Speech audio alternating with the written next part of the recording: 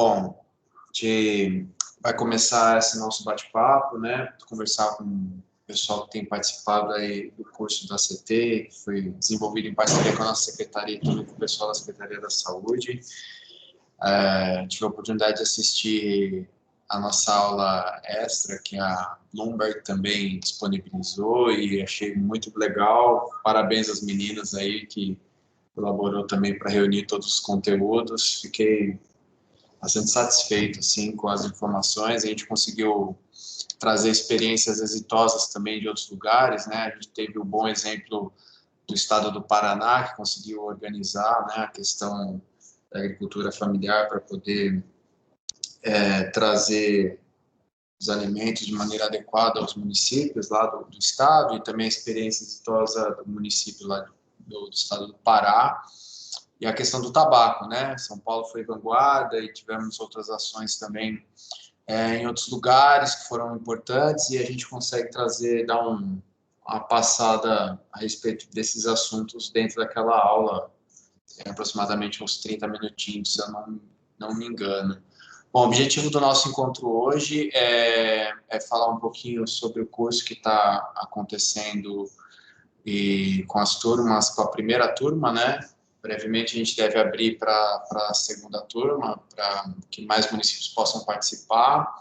É a primeira experiência da nossa secretaria com relação a essa parceria do nosso programa Parcerias Municipais com a ACT, e a gente está sendo um aprendizado muito bacana para a gente. Eu espero que os municípios estejam aproveitando os conteúdos que estão sendo disponibilizados. Espero que o resultado disso seja um plano de ação efetivo e que seja aplicado no território. É um pouquinho sobre isso que também as meninas vão trazer, né? Porque a conclusão do curso para receber o certificado, de fato, é o desenvolvimento desse plano de ação. E aí é importante essa orientação para que os municípios entendam qual que é o processo criativo disso e qual o objetivo final na aplicação desses planos de ação. As meninas também vão trazer a importância da atenção da gestão municipal com os assuntos relacionados à alimentação adequada, né?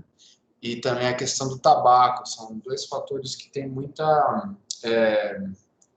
um protagonismo com relação ao enfrentamento e à diminuição das DCNTs, né, do controle das DCNTs, porque são esses hábitos que trazem resultados negativos aí, que acabam acometendo as pessoas a desenvolverem doenças crônicas não transmissíveis, que é o nosso grande vilão no curso aí, né, meninas? Então, eu, da minha parte, agradecer a presença de vocês que estão aqui conosco no início.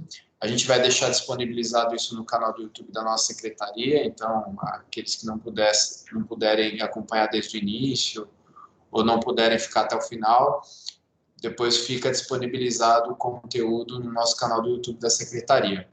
Mas é isso, abro a palavra para a Marília e para a Laura, não sei quem vai falar primeiro, mas fiquem à vontade aí, meninas, e bem-vindos todos, e agradeço a vocês aí pelo empenho desde o início. Para quem não sabe, tem já mais de um ano que a gente está nessa toada aí desenvolvendo os conteúdos.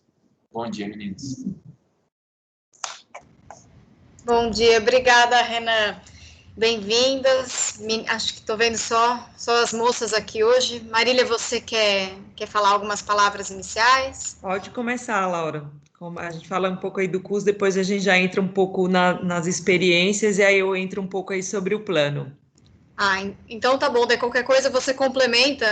Pessoal, a gente realmente deixou esse momento hoje bem informal, mais para a gente realmente poder trocar ideias, vocês também colocarem coisas, né, alguns aspectos dos planos de vocês, que vocês queiram trocar mais ideia, tenham alguma dúvida.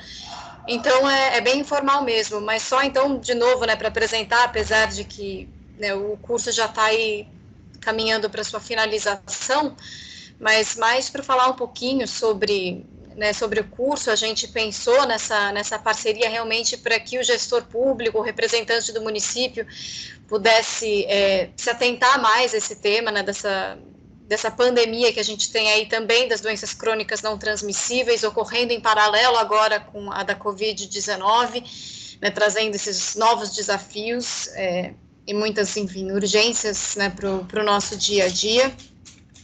E então a ideia é que a gente consiga pensar em políticas públicas, né, em medidas efetivas para a gente conseguir enfrentar esse problema de uma maneira mais efetiva. Então a ideia, claro, é que a gente consiga favorecer a qualidade de vida, né, das pessoas nas localidades. A gente entende sempre na CT que escolhas saudáveis levam a uma promoção da saúde, né, no final. Ambientes saudáveis levam a escolhas mais saudáveis, então é disso que a gente está tentando tratar aqui, pensando principalmente do ponto de vista da prevenção, né? Então o que a gente pode fazer para tentar evitar esse problema lá na frente, né? Construir um futuro mais saudável, mais sustentável.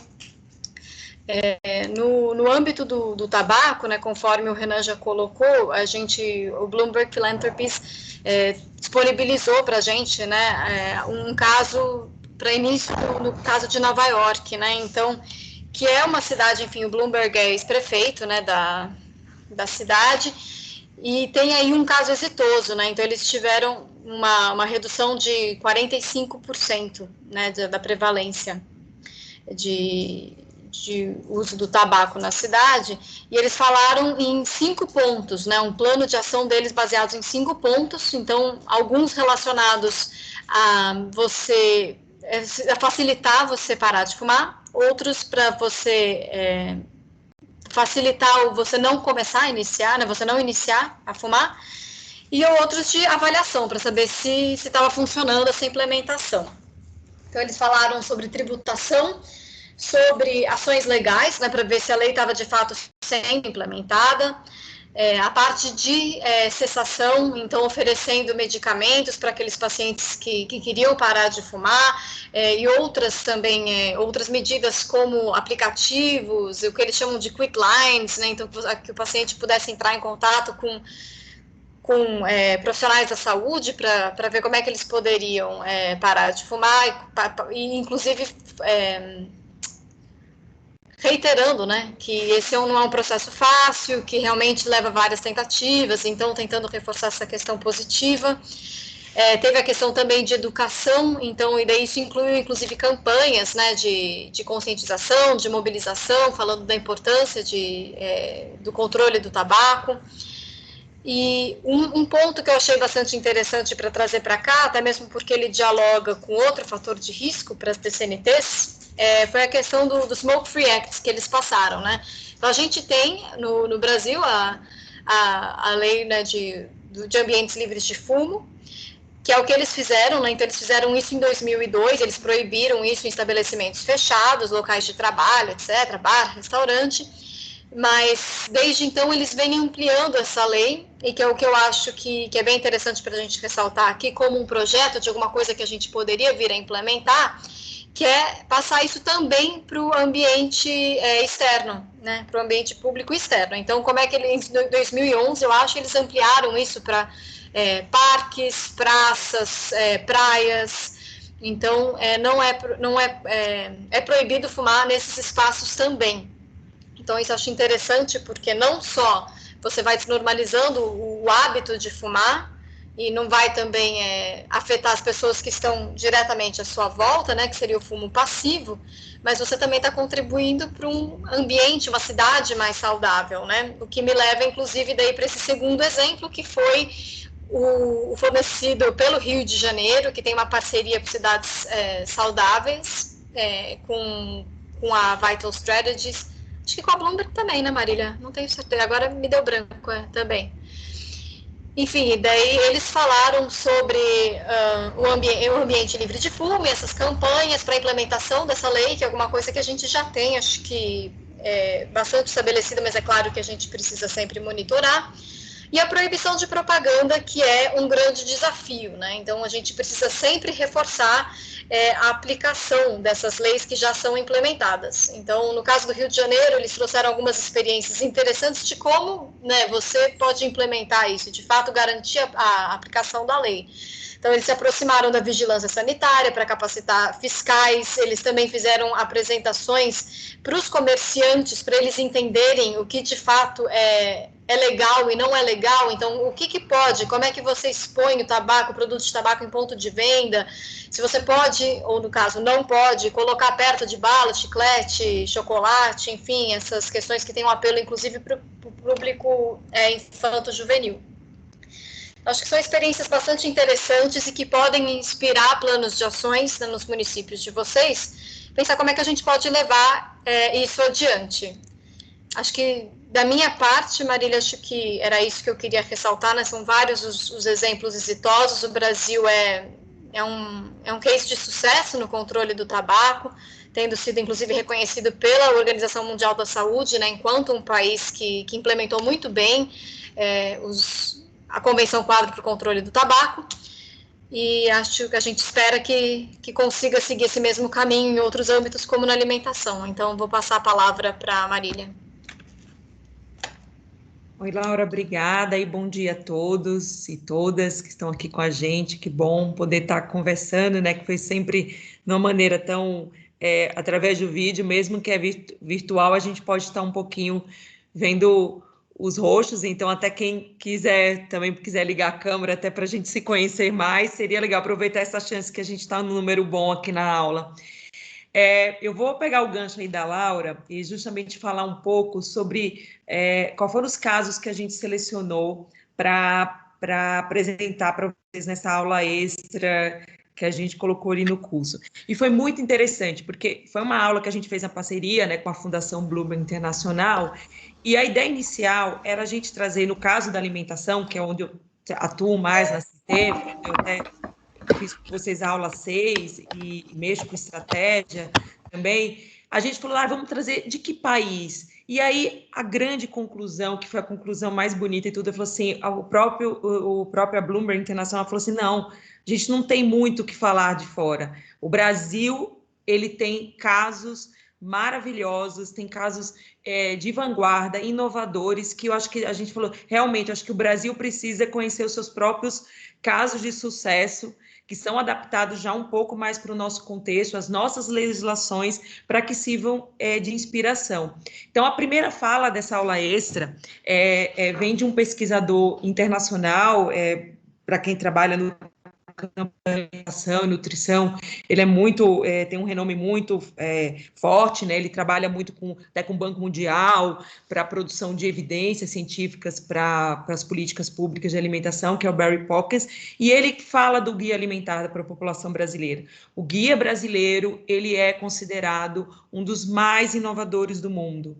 Ele traz uma perspectiva diferente de como você classifica os alimentos, né, que era através pelos nutrientes, e pensa o alimento como ele um componente integral, e ele classifica os alimentos pelo seu grau de processamento, que foi justamente à medida que o processamento dos alimentos ele começa a ser incrementado, todos os elementos adicionais que são excesso de açúcar, sal, gordura, são colocados e gera uma categoria de produtos que é o ultraprocessados, que são realmente, muitas evidências científicas colocam ele como realmente um dos grandes vilões para esse aumento de peso, de obesidade, diabetes e outras doenças relacionadas.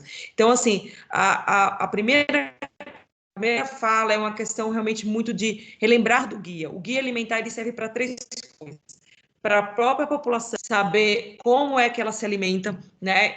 Tem um respeito muito grande à cultura local, o que é um café da manhã no Nordeste, o que pode ser aqui do Sudeste, no Sul, Centro-Oeste, respeitando essa biodiversidade que o Brasil tem, que poucos países conseguem ter, e ele também orienta profissionais de saúde a fazer as recomendações para os seus pacientes, e é um direcionamento de política pública. Então, ele pega todo o espectro, do indivíduo, de uma comunidade, a um espectro maior.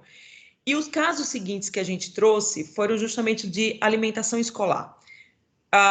a gente trabalha com um pacote muito grande de políticas regulatórias, né, de realmente, como a Laura falou, como a gente pode transformar o ambiente mais saudável possível para que as escolhas das pessoas sejam mais fáceis. Porque não adianta eu conscientizar, dar muita informação, falar do que você tem que comer, do que você tem que se alimentar, o que faz mal para a saúde, se todo o ambiente faz com que você seja conduzido a não ter escolhas saudáveis, né? Então, isso significa acesso, disponibilidade, preço, informação. E tem uma das políticas que o município tem uma capacidade muito grande de atuar, que é sobre alimentação escolar, né? A alimentação escolar aqui no Brasil tem um programa também que é reconhecido internacionalmente, que é o Plano Nacional de Alimentação Escolar. Ele atinge assim, mais de 40 milhões de brasileiros, vem de um recurso federal do FNDE via Ministério da Educação, mas quem implementa são os estados e municípios. E aí, por isso que a gente trouxe 2 exemplos que são considerados exitosos, né? Que é o do Paraná, que é um estado de maior envergadura, e uma cidade pequena no interior do Pará, que é Paragominas, que uma atende a Paragominas 20 mil alunos, outra 1 milhão de alunos. E as duas têm um ponto de interconexão muito importante, porque tem a questão do fornecimento da alimentação escolar via agricultura familiar. E aí que eu acho que é uma das grandes coisas para a gente, como a gente consegue, através de um programa, resolver vários problemas ao mesmo tempo. O Brasil está passando, a gente hoje, antes da pandemia, a gente já estava com 90 e tantos milhões, quase 100 milhões de pessoas em sobrepeso, e agora nós temos, com a pandemia, cerca de mais de 100 milhões de pessoas em insegurança alimentar, ou seja, elas não sabem o que vão comer. Juntando isso, falta de emprego, renda, avanço das doenças crônicas, e como é que isso tudo pode colocar? Porque pelo PENAI você pode realmente fazer uma compra integrada com a agricultura familiar. E com isso eu consigo pegar 2 pontas. Eu consigo pegar uma produção garantindo renda, sustento para um conjunto de famílias. Então você chega a pegar... No Paraná, são quase 20 mil famílias são atendidas, né? No Paragominas são 110, mas no Paraná e elas conseguiram, mesmo no tempo da pandemia, conseguir implementar ainda o projeto, porque o PENAI fez uma alteração na lei que permitiu que essa alimentação pudesse agora diretamente para a família. Então, elas conseguiram, mesmo com os dilemas, manter o programa. Então, eu recomendo muito ver as aulas, e as duas consultoras que estão lá, que eu conversei, primeiro elas ficaram assim, extremamente felizes e oportunidades de compartilhar o caso, porque muitas vezes são pessoas da área técnica, assim como vocês, que realmente tocam as grandes políticas. Então a possibilidade de quebrar essa barreira, né, territorial do Brasil e conseguir chegar, elas estão extremamente disponíveis ao acesso para você colocar e entender como é que um estado que atende 1 milhão de pessoas, conseguiu, através de um programa de licitação de editais, comprar por grupos de alimentos, conseguiu implementar essa questão da agricultura familiar. Então, a gente vê que nesse momento de pandemia, o PENAI ele tem uma possibilidade, além de levar alimentação para a população... Oi. Acho que está dando... Pode falar, Marília, o microfone aberto. Entrou. O pessoal entrou, mas eu fechei aqui o microfone. Obrigada, Renan. Então, assim, eu até recomendo muito, quem quiser trabalhar com alimentação escolar, ver esses 2 casos e entre em contato com a gente para quiser fazer a ponte. Eu sei que o Paraná recentemente estava realmente com reunião marcada com a Secretaria do Estado, e a gente estava na maior torcida aí para poder fazer essa ponte, porque nesse momento de pandemia você resolve vários problemas. Você resolve a questão da alimentação, emprego, renda, tira fome, previne a obesidade, porque o que a gente está acontecendo? Hoje os alimentos mais baratos estão realmente aqueles ricos em açúcar, sal e gordura. Então você alimenta as pessoas com com alimentos que no futuro vão gerar outras doenças crônicas e a gente consegue ver uma bola de neve. Então, essa é a parte que eu queria contar um pouco das experiências. A gente deu um recorte muito da alimentação escolar, porque é uma possibilidade que o município tem realmente muito grande de ação. E aí, agora, eu vou mudar um pouco e queria falar um pouco com vocês sobre os planos. Então, a gente percebe que o curso, a gente vai conversando com vocês de uma maneira que você vai apresentando o problema das doenças crônicas, a relação com o Covid, quais fatores de risco. A gente sempre fala que a Covid, a gente está aprendendo ainda como tratá-la, a como prevenir. As doenças crônicas, elas têm, se eu posso dizer que elas estão em um estado mais avançado, a gente sabe o que fazer. A gente sabe como frear esse processo de crescimento, né? Que seria realmente mitigando esses fatores de risco. E como é que você mitiga com mais eficiência os fatores de risco na população? Muito mais além do que campanhas de dar informação. Realmente, o que a gente falou, criando as políticas públicas que facilitem o ambiente ser mais saudável. E aí a gente pergunta, então tá bom, então temos problemas, temos as políticas públicas, mas como é que eu faço para as políticas públicas andarem? Foi aí que entrou o módulo adicional do Advocacy. O Advocacy é isso, é como eu faço um planejamento estratégico, com quem eu envolvo para realmente as políticas públicas elas andarem. A gente sabe que aí eu pego já o primeiro gancho para falar do plano com vocês, que diferentemente assim de vários planos que existem, acho que nos municípios, no país, nos estados, que eles pegam realmente os fatores de risco, que podem estar desde os planos municipais de saúde ou os planos de enfrentamento das crônicas, eles estão muito bem colocados a questão assim do problema, os objetivos que você tem que atingir, né, como você tem que reduzir essa questão das doenças crônicas, objetivos específicos, metas. Ele fala dos fatores de risco, mas eles não colocam, porque não é o papel do plano, né, das doenças crônicas, dos planos de saúde, essa perspectiva política. O que eu preciso fazer para que realmente as políticas andem? É esta reflexão que o plano do Advocacy, o plano do curso, ele pretende colocar em vocês. Eu já tenho, provavelmente, as soluções, vocês estejam muito bem delimitadas aí no município, conversando, porque trabalho na área, mas essa reflexão, quem que eu tenho que envolver, que mensagem que eu tenho que fazer, qual etapas anteriores para eu chegar, por exemplo, para a aprovação de um programa, de uma política, que tem que ser cumpridas, né? A gente trabalha, nós somos humanos, então é um ecossistema humano de sociedade que a gente tem que entender como é que ele funciona no local que você atua para realmente a gente conseguir um avanço. Então, aqui eu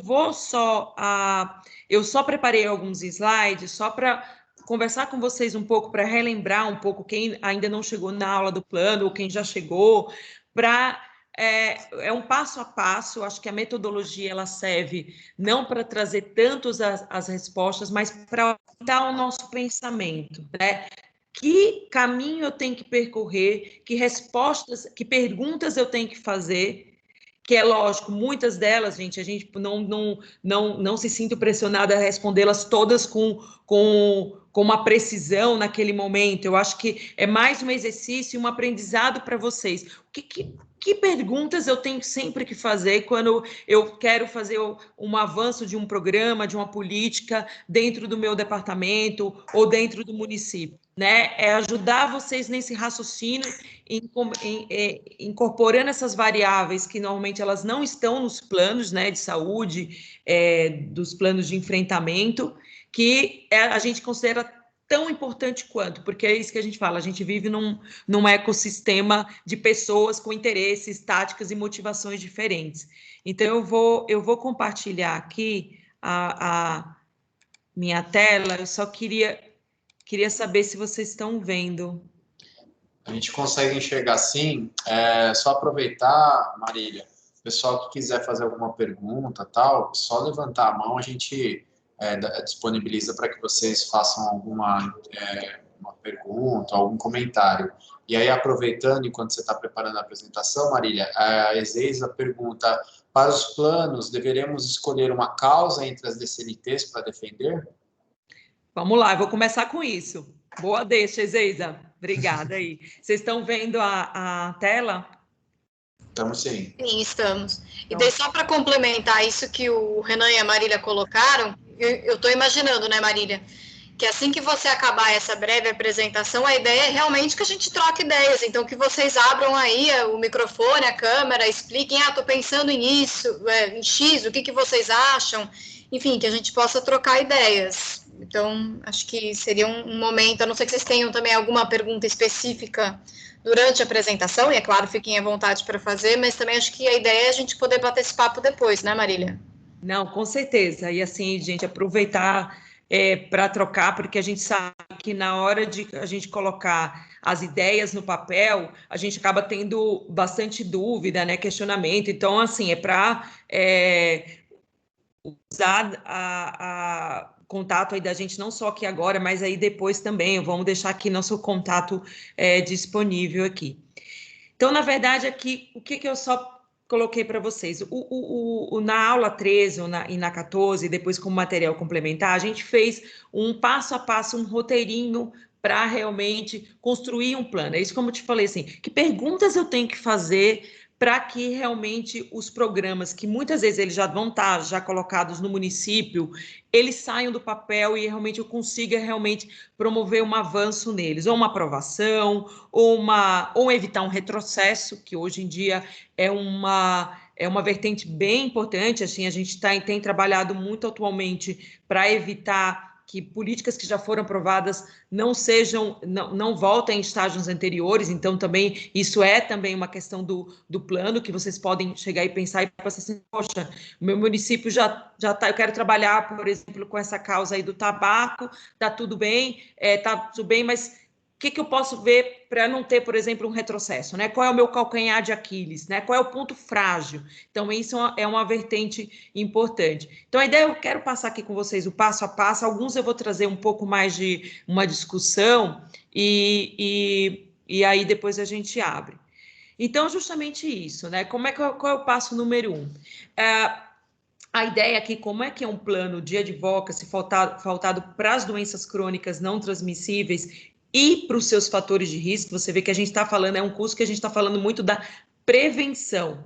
Então, por isso que a gente aborda muito os fatores de risco. Então, a ideia realmente do plano é que você comece a olhar e entender mais o que é o seu município em relação aos fatores de risco das doenças crônicas. E aí, isso a gente dá algumas recomendações. Provavelmente isso tem no plano municipal de saúde, existe. Se o seu município tiver um plano municipal de enfrentamento das crônicas, ou tiver algum outro plano que fale, provavelmente já tem, isso é um bom começo, porque ali você já vai começar a ter um bom diagnóstico inicial de números, né, para você saber que talvez a obesidade seja algo que chama atenção, sei lá, que ali alguma coisa que chama atenção, consumo excessivo de álcool, né, com pessoas realmente que tenham relacionados a mortes no trânsito, né, número de tabagismo também, né, alguma percepção que é talvez um município mais sedentário, talvez outro mais ativo. Então, esse início é o início de você conhecer um pouco mais o município, mas olhando da perspectiva das crônicas, não das doenças, mas dos seus fatores de risco. Então, esse é um começo. E a gente faz uma recomendação também, que seria o ideal fazer isso com as pessoas do seu próprio município. Por quê? Porque todo curso a gente fala da importância de ser um plano, as ações serem intersetoriais e serem, para você tirar do papel, você precisa mobilizar um conjunto de pessoas. E às vezes até mesmo para a gente fazer escolhas de estratégias e tudo, o grupo ajuda a pensar e ampliar os horizontes. Então, é uma recomendação que a gente faça, que realmente isso seja feito com os parceiros do seu município. Então, a primeira coisa, você teve uma noção do seu município. Então, agora qual que é? É uma das etapas mais importantes, que é definir o desafio, que a gente pode ser traduzido como o problema. E aí, gente, assim, problemas são que não nos faltam, né? Muitos são desafios, são gigantes. Mas a gente já tem um primeiro recorte, então eu vou falar de fatores de risco. Então, tem 5 fatores de riscos mapeados no município. Então, já tem um primeiro recorte. Qual é o segundo recorte que eu posso fazer aqui? É uma conversa, por isso que é legal fazer isso com um grupo, porque aí você começa a trocar ideias.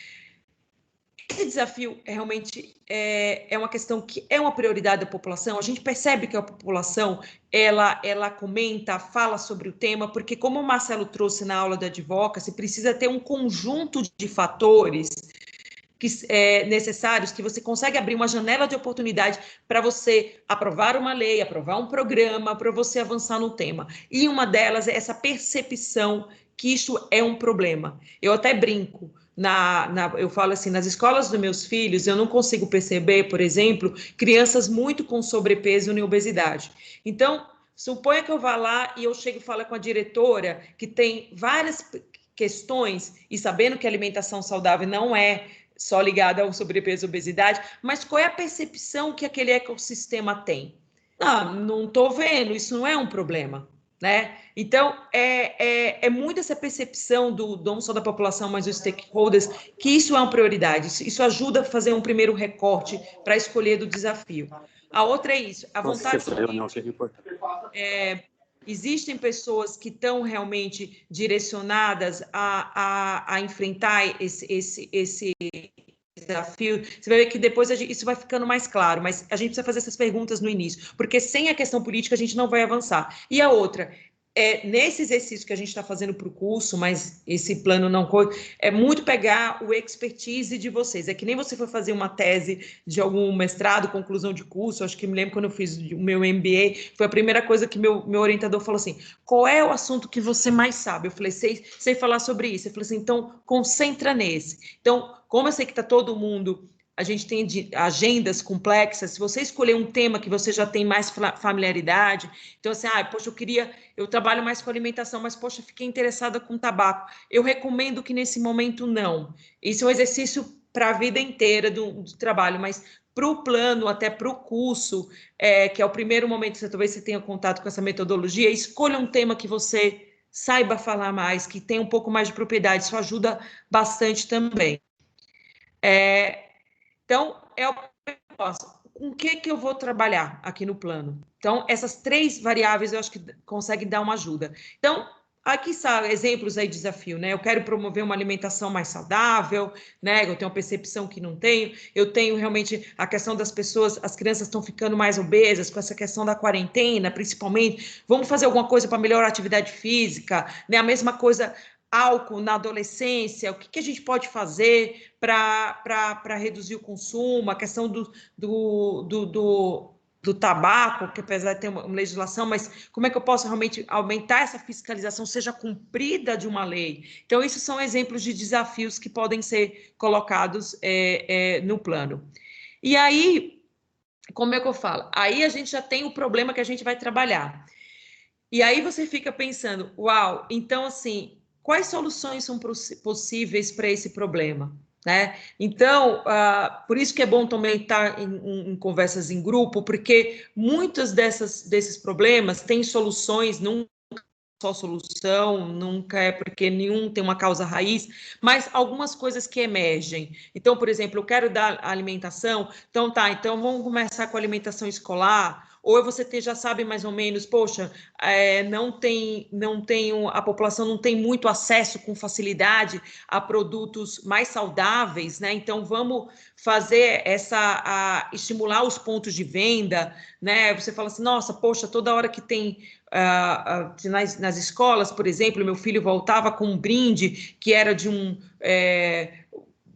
uma bolacha recheada, um produto não saudável. Poxa, eu aqui em casa estou fazendo a minha parte, nos ambientes públicos não. Então, assim, muitas dessas ideias podem surgir aí também, né? Consumo do álcool também, se você trabalhar, você pode pensar realmente evitar, alguns municípios já fizeram isso, né? De ter uma determinada hora para ter o consumo, limitar o número de novos estabelecimentos que são relacionados com o consumo de álcool. Então, muitas ideias estão, por isso que é legal fazer em grupo. Então, já tem um problema, já tem algumas soluções possíveis. Nesse plano, a gente não vai conseguir trabalhar, porque cada solução dessa, gente, abre todo um conjunto de estratégia, né?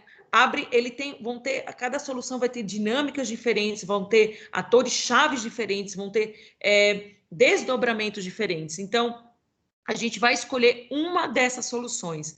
Então, como é que a gente seleciona essas soluções? Por isso que aí a gente fez aqui uma planilhinha, e ela é muito uma pergunta para vocês. Isso a gente faz muito isso nos nossos planos de advocacy. Por exemplo, existem evidências que mostrem que essa solução que você trabalhou, ela funciona? Então, vamos para lá, você quer trabalhar com alimentação escolar. Poxa, beleza, evidências lá em cima, número alto, né? A gente vai dar de 1 a 5. Por quê? Porque, poxa, já tenho penais, já tenho muita regulamentação, tenho muito município. Outra que você, por exemplo, eu quero trabalhar, e eu estou falando, gente, desculpa, um pouco mais a alimentação, que eu tenho mais familiaridade.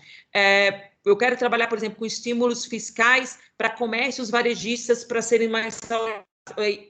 Você percebe que você tem menos evidência sobre isso, mas é uma coisa importante e é uma agenda mais positiva. Então, não vou dar uma nota boa. Então, tem vontade política, né? Ou seja, você acha que esse tema você vai encontrar? O município tem uma vocação natural? Isso é uma pergunta muito importante, né? Qual é a vocação?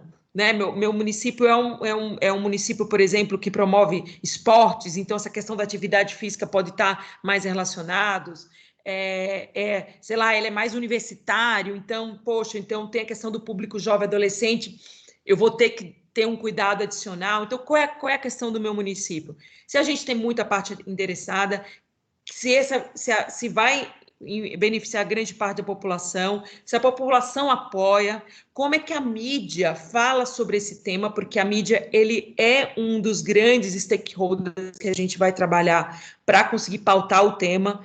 Isso tem no meu município formadores de opinião, então é muito legal, às vezes, quando a gente vai para o município, você percebe que a gente sempre pensa que, eu vou falar da alimentação, eu vou pensar sempre aqui numa Bela Gil, numa Rita Lobo, mas no município a gente tem, às vezes, profissionais de rádio, de jornal, sociedades médicas, né, profissionais médicos que sejam referências, né? Então é muito importante ter essas pessoas desse lado. Então, o que é legal dessas perguntas? Isso aqui eu só coloquei ali, que é lógico, talvez você fazer um ranking aqui de coisas, você teria, então essa aqui foi a mais bem ranqueada, essa que eu vou trabalhar. Mas mais que isso, é que você consegue descrever aí qual é o seu ponto fraco da sua estratégia. Então, por exemplo, se eu não tenho evidência suficiente, eu vou ter. Isso já aconteceu com a gente, de um tema especificamente. Eu fui colocar lá, estava tipo o número 1. Então, caramba, então eu tenho que trabalhar muito na produção de evidência, porque eu chegar para conversar com os meus interlocutores sem uma base de evidências que comprovam a eficácia da política, eu não vou conseguir avançar. Outra coisa, se você percebe que não tem ainda muitos apoiadores, poxa, quem são essas pessoas? Eu vou atrás dela, vou pautar o tema. Então é muito legal, porque você pode até colocar isso até em outro formato, e você vê quais são os seus pontos fortes ou fracos da estratégia que você precisa colocar. Então, além de fazer uma priorização, ela pode dar uma luz de que pontos você tem que mais focar. Então, eu já priorizei. Então, o outro ponto, gente, eu acho muito importante, que é mapear o contexto político. Contexto político, aqui eu falo assim, como eu falei no início da minha fala, a gente vive num ecossistema. Apesar de ter leis de regimento no governo, existe sempre uma esfera informal, né? E cada município, e a gente percebe, por exemplo, isso no nível federal, com a mudança de um presidente de Câmara e de Senado, né? Que apesar de ter um regimento que vai por trás, cada novo ecossistema, ele tem uma dinâmica de decisões e processo decisório. Isso realmente, por isso que é legal também fazer em grupo, porque são percepções, essa é a parte da subjetividade que é muito importante estar mapeado, né? Como, de fato, as decisões ocorrem no município que eu atuo. Então, é uma parte que eu falo bem importante. E a outra que é justamente isso, mapear os atores-chave. Atores-chave são todas as pessoas envolvidas no processo, que sejam as que vão ser beneficiadas, então, com as doenças crônicas se a gente traz para a nossa conversa, se traz para a nossa defesa da causa as próprias portadoras das doenças crônicas, isso ganha uma legitimidade muito grande. Quem é que de fato decide? Quem é que de fato pode influenciar sobre o tema, que sabe muito falar sobre o tema? Quem são as pessoas que realmente têm uma incidência sobre o governo, sobre as secretarias? É muito importante ter não mapeada. E, mais importante, quem de fato pode ser contra essa iniciativa? Né? Porque existem sempre, em todas as iniciativas, pessoas que têm mais interesses e menos interesses. Então, é muito importante. E para cada conjunto delas, é um conjunto de estratégia. Por isso que a gente colocou essa matriz, porque você consegue ter no mesmo mapa quem é aliado, quem não é ainda indeciso, quem é seu opositor. E qual é o nível de influência que essas pessoas têm sobre o tema. Porque, às vezes, você pode ter uma pessoa... que estão me ouvindo? Acho que eu perdi aqui a tela. Estamos ouvindo normal, Marília. Tá. Desculpa. Essas pessoas poderiam, por exemplo, aqui, uma pessoa que é indeciso, né? A gente aconteceu isso com uma ação que a CT atua, é um dos maiores economistas do Brasil. Ele não tinha uma posição tão fechada com o tema que a gente atuava. A gente passou, assim, meses, quase um ano trabalhando com ele, e um dia a gente conseguiu tirar ele da condição de indeciso para um aliado. Então, é muito isso. Você pega uma pessoa que tem uma influência muito alta, que é capaz de influenciar, de articular, mobilizar. Se ele é, por exemplo, uma pessoa que não está muito assim, porque são milhões de temas que a gente vai querer trabalhar, né? Então, talvez ele não conheça tanta profundidade. É muito legal você trazer essas pessoas para o nosso lado e realmente saber quem nesse ecossistema não vai... Porque, às vezes, as pessoas podem ser contra, mas elas não vão fazer nada, mas que podem realmente ser contra ao avanço da política, está mapeado para colocar. Por isso, esse mapa ele é importante para a gente ter no mesmo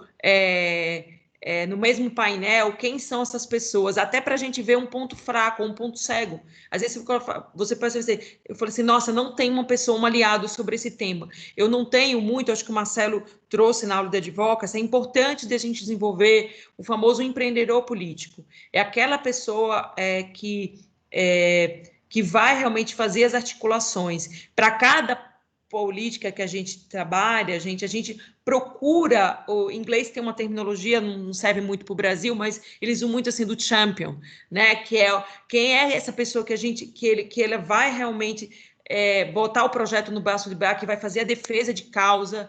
Então, é muito importante para a gente ter nos nossos projetos, nos programas, esse empreendedor. Essa pessoa que vai ser o porta-voz, que é dentro do governo e principalmente também uma do lado de fora. Essa combinação que a gente sempre fala, sociedade civil, governo trabalhando juntos, para realmente que você cria um momento para o avanço. Então, essa parte é bastante importante também. Nossa, eu perdi aqui a tela. Peraí, só um minuto, gente. Deu algum problema. Deixa eu voltar. Aqui já volto. Pronto. Mapear recurso necessário, eu sempre falo, é muito mais do que dinheiro, recurso. Né? A gente consegue, hoje em dia, principalmente no momento online, fazer muita coisa com recursos menores, mais eficiente, mais eficaz, mas sempre levar a perspectiva dos recursos humanos. Você ter como aliado pessoas que têm representatividade, a gente que é uma organização da sociedade civil, a gente trabalha muito em parceria com a sociedade científica, sociedades médicas. Por quê? Porque elas são grandes interlocutores. Então, você ter esses outros de ativos, sem ser necessariamente os ativos financeiros, são tão importantes quanto. E aí, depois de tudo isso mapeado, é que aí que chega a questão do plano de ação. E normalmente é muito tentador a gente começar sempre falando das atividades. Isso sempre porque a gente também faz isso muito.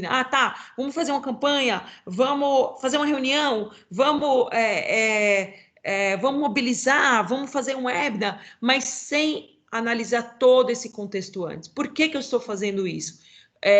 Quem é que eu tenho que envolver? Esta ação, por exemplo, um webinar, é para fazer o quê? Né? Que pecinha eu estou movendo naquele meu tabuleiro de xadrez que ele vai conseguir mudar, pensar no reflexo das atividades, por isso que ela só chega lá na etapa 8. E aí a gente tem uma sugestão de ela pegar, como a gente está falando, um plano de advocacy nas 4 vertentes de advocacy, né? O que eu tenho que fazer em atividades para produzir mais evidências, conhecimentos, como é que eu posso comunicar mais meu tema com a população, com os influenciadores, com a mídia, quem que eu tenho que mobilizar, reuniões, parceiros, a gente tinha muitos exemplos muito pré-pandêmicos, né, de fazer mobilizações de rua, mas hoje em dia as redes sociais podem cumprir. Que incidência política? Com quem que eu tenho que conversar dentro do governo para realmente pautar? Então, essa é a questão do plano de ação, né? Ter uma atividade, ter sempre realmente um responsável, né? Prazo para um bom planejamento, mas muito pensar o que eu quero com essa atividade. Ela vai me levar a quê no projeto? Isso é uma reflexão que eu acho que é mais importante. E a última etapa, eu falo assim, que é monitorar o plano de advocacy. Como eu falei, vocês têm nos planos municipais, nos planos de saúde, muitos os indicadores de saúde, que é isso que, no fundo, o que a gente quer. Mas como esse é um plano político, eu coloquei aqui alguns que eu considero talvez os mais importantes, porque indicador é isso, gente, não pode ter muito, porque senão você acaba se perdendo neles, ninguém quer monitorar, porque monitorar é uma coisa que às vezes dá um pouco mais de trabalho, mas eu diria que fazer algumas reflexões, né? E eu trago alguns indicadores de resultado que eu acho que é muito importante. Por exemplo, você mudar o posicionamento de algum tomador de decisão sobre o tema? Você tinha alguém que não era seu defensor e passou a ser, ou o que é o mais ideal, alguém que era contra, você conseguiu mudar de opinião através do seu trabalho? Ou você percebia alguma secretaria que não tinha engajamento, você trouxe mais ela perto com o seu trabalho? Eu acho que isso é um dos principais indicadores. A população tá debatendo mais um tema, né? Ela não chamava tanto mais atenção. Você percebe que as pessoas estão batendo mais nas redes sociais sobre isso, né? A cobertura da mídia está aumentando. E é lógico, acho que talvez um grande indicador é se você conseguiu, por exemplo, criar um programa ou aprovar um programa, ou às vezes evitar um retrocesso. Eu acho que eu escolheria assim, uns 3 indicadores de resultado no máximo, mas olhar muito isso. Como é que tá essas etapas anteriores? Eu estou conseguindo realmente avançar no meu tema com os meus parceiros, com as pessoas que eu tenho que interagir, né? As pessoas estão comentando mais sobre esse tema. Era basicamente isso que eu queria trazer aqui para vocês, né, do curso, né, de realmente instigar esse passo a passo, a fazer perguntas. A metodologia serve muito para isso, para fazer essas perguntas. E aí eu vou parar agora o compartilhamento e deixo aqui o espaço agora aí de vocês para fazer perguntas. Marília, uma aula muito, muito legal, super esclarecedoras, assim, abrindo a cabeça da gente, assim, com grandes possibilidades que a gente tem de atuação dentro desse campo que você trouxe, né? E a gente agora se aproxima do final, né? A previsão é de uma horinha de duração, a gente começou pontualmente às 10, e aí a gente deixa disponível o pessoal levantar a mão, abrir o microfone, fazer pergunta e interagir com a gente. E eu trago aqui a Renata, ela é da Secretaria da Saúde aqui de São Paulo, do Estado, no caso, né? E ela colocou no chat aqui, queria compartilhar com vocês. Bom dia a todos, minha situação é um pouco diferente, pois sou da Secretaria de Saúde do Estado. Meu plano de ação deve ter como objetivo o apoio em nível estadual às políticas públicas. Uma ideia seria trabalhar no estímulo às ações intersetoriais, como a formação de comitês intersetoriais estaduais, regionais e locais, por exemplo, ou a criação de redes, começando por uma rede estadual com a inserção de vários atores no combate às DCNTs. Vocês teriam alguma outra ideia para um plano estadual? Olha, eu já achei a ideia dela maravilhosa, assim, Renan. Eu acho que ela trouxe uma perspectiva, talvez que a gente quis reforçar bastante no nosso curso, que foi a questão da intersetorialidade. Porque quando a gente desce nas camadas verticais da secretaria, isso acontece, gente, com as organizações corporativas, sociedade civil e governo. Quando você desce nas suas áreas, nos seus departamentos, você consegue ter um avanço. Fazer a intersetorialidade, ela é a mais complexa. Eu acho que ela, por si só, já é uma grande meta, já é um grande projeto para ser colocado em pauta. Eu acho isso realmente, assim, foi a Raquel, né? Renata, perdão, Renata. Eu acho que isso, só essa concentração neste tema, nessa sua proposta, eu acho que já ela é incrível e eu acho que quando ela for começar a descrever mais as atividades, as ações, você vai ver que só isso já é um projeto de uma grande envergadura, assim. Eu acho que minha recomendação é seguir em frente e parabéns aí pela iniciativa. Se puder só lembrar que eu também acho excelente a proposta da Renata, essa ideia de você ter uma rede, né, de interessados no Estado, pensando realmente nessa intersetorialidade, é fundamental, mas você está falando, acho que pensando nos fatores de risco todos, né, pensando nos 5 fatores de risco para as DCNTs. E só lembrando que, eventualmente, você pode ter um interesse maior em algum fator específico, ou até algum projeto, né? Então, pensando, por exemplo, num caso aí pioneiro, que depois passou para âmbito federal, que foi a Lei Antifumo do Estado de São Paulo, em 2009. Então, também poderia ser uma ação do Estado, né? Se eu estou entendendo correto, acho que assim, ó, o leque de possibilidades que vocês têm é muito grande. Mas só para pensar que também poderia ser alguma coisa mais específica, como um projeto de lei, por exemplo, pensando no Estado. Legal. Marília, eu queria aproveitar também, a gente já tem recebido alguns planos de ação de alguns participantes do curso. E eu queria que você comentasse, pelo que você tem olhado assim nos materiais, alguma dica, alguma coisinha que você observou, alguma observação. Tá. Não, Renan, obrigada. Assim, a gente já começou a receber e ficou super contente aí de terem alunos que já completaram o curso, né? A gente sabe o quanto que é desafiador a gente encontrar nas agendas da gente, não porque a gente não tem interesse, não tem... As agendas de todo mundo estão muito complexas, está todo mundo sobrecarregado, então a gente fica super feliz de vocês estarem aqui fazendo o curso e ainda colocando. O que me chama atenção, Renan, e é por isso até que foi até um motivo, assim, um pouco dessa conversa, que, como eu te falei, os planos que ainda estão aparecendo, eles vão muito ainda com essa perspectiva, como eu falei do início. Ele um espelho de alguns planos já existentes, né? Que você tem muito bem claro qual é o objetivo específico, as metas e algumas ações. Mas eles não traem esses elementos que eu faço a provocação aí para vocês, que é justamente esta análise para o seu município.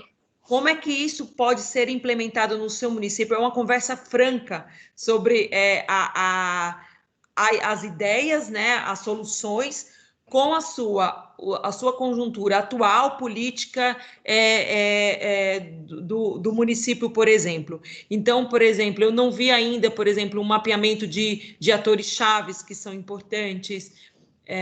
Por exemplo, eu não vi também uma descrição sobre a conjuntura política atual,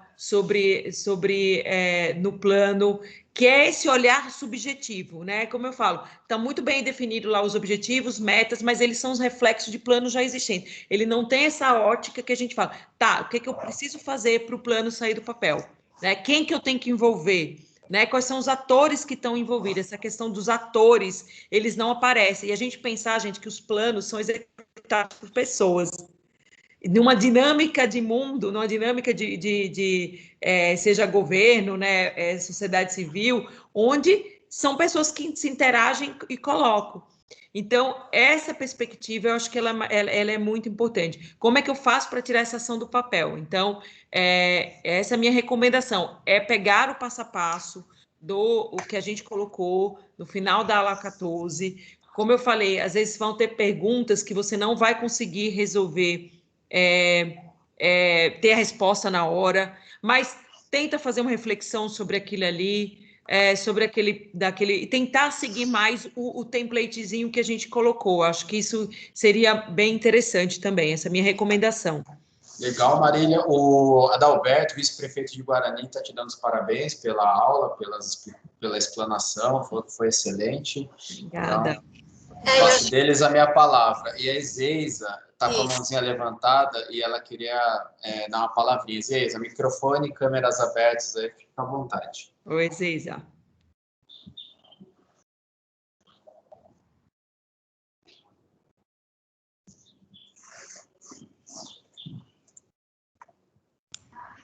Ezeiza, você está conseguindo aí? O computador não tem nenhum dos dois. Você quer escrever, a gente lê aqui? Ou você... ela disse que vai para o celular. Não sei se enquanto isso, então, alguém quer fazer alguma pergunta, algum comentário, enquanto a gente espera a Ezeiza mudar aí para o celular dela. Não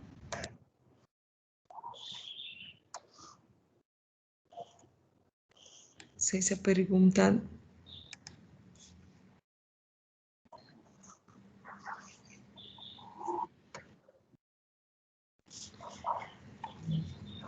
E, gente, só falando assim, a gente pode... Eu vou deixar aqui no chat pode ser via fórum, mas também eu vou tomar aqui a liberdade, aqui, nem combinei isso com a Laura, mas vou deixar o e-mail meu aqui anotado, porque construção de planos, eu sei como é que é, a gente também é professor e às vezes aluno em outros fóruns, e a gente acaba tendo dúvida também, né, a metodologia ela é muito para ajudar a fazer perguntas, mas às vezes ela pode assim, mas será que é isso? Então, eu vou deixar aqui também, pode ser via contato via fórum, a gente está aqui para isso também, para ajudar vocês a fazer essa reflexão sobre o que colocar. Mas, de novo, eu faço sempre uma pergunta, um questionamento. Pensar nessas outras variáveis que a gente vive no dia a dia. A Ezeiza já entrou? Só para... tá.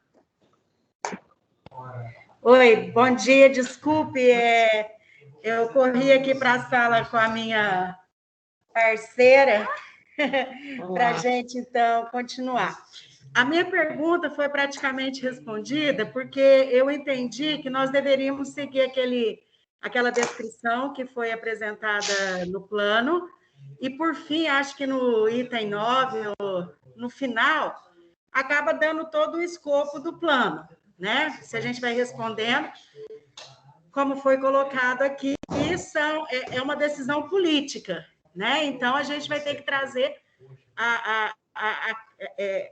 os parceiros municipal, parcerias municipais, para a gente poder fazer uma discussão política local, né? Então, assim, na parcerias municipais, nós escolhemos como desafio as doenças crônicas não transmissíveis e o controle da mortalidade infantil.